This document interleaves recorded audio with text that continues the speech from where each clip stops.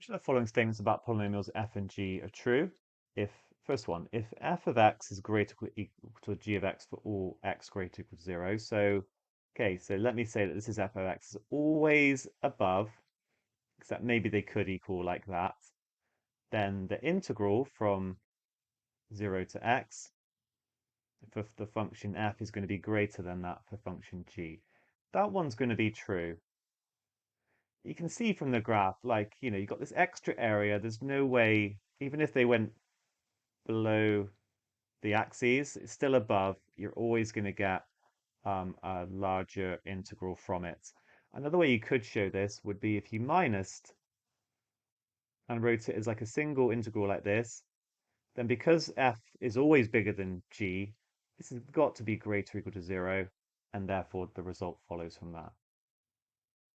On to the second one. If the function f is bigger again, then the derivative, the gradient, is going to be greater or equal to the gradient of g of x for all x greater or equal to 0. Doesn't feel like it's going to be true, and let's just do a little counterexample. So we could have a function here, f of x, which just has a gradient of 0 actually. And then we could have g of x, which is always below it, but it looks like that, and it always has a positive gradient.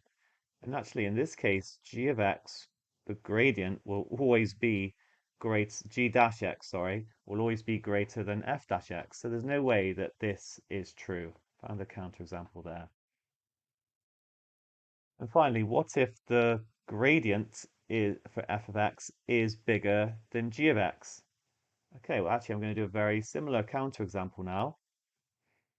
So I could have f of x having a bigger gradient now, but g of x could even have a negative gradient, but it's still above, and the integral, it says f of x is greater or equal to g of x.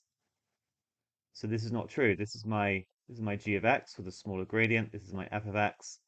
So that is also false, which means the only one that's definitely true is 1, so answer is B.